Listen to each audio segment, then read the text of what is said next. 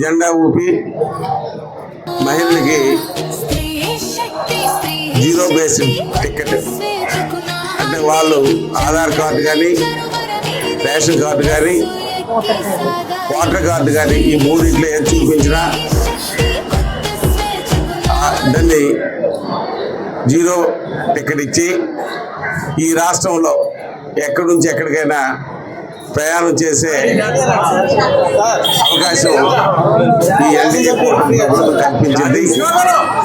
మరి కల్పించి ఇవాళ మహిళలకి స్వచ్ఛందంగా వ్యాపారం చేసుకోవాలన్నా లేకపోతే ఉద్యోగాలు చేసుకోవాలన్నా లేకపోతే హాస్పిటల్స్కి వెళ్ళాలన్నా కన్నవారి ఇంటికి వెళ్ళాలన్నా కుమార్ దగ్గరికి వెళ్ళాలన్నా మగవాళ్ళపైన ఆధారపడకుండా వాళ్ళు ఉచిత బస్సులో ప్రయాణం చేసే ఎవరి బస్సులు వాళ్ళు మన గౌరవ ముఖ్యమంత్రి గారు కల్పించినందుకు ముఖ్యమంత్రి గారికి ధన్యవాదాలు తెలియజేస్తున్నాను.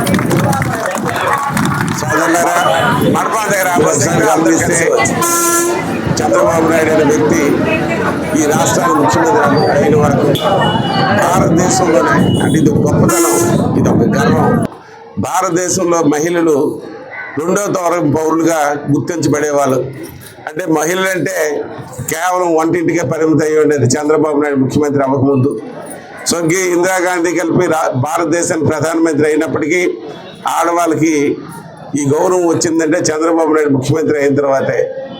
చంద్రబాబు నాయుడు ముఖ్యమంత్రి అయిన తర్వాత మరి ఆడవాళ్ళు అన్ని రంగాల్లో మగవాళ్ళతో సమానంగా వెళ్ళాలి, ఆడవాళ్ళని మగవాళ్ళతో సమానంగా తీర్చిదిద్దాలనే ఆలోచనతో చదువుల్లో ఏదైతే పాఠశాలలో 3వ వంతు వాళ్ళకి సీట్లు కేటాయించడం జరిగింది.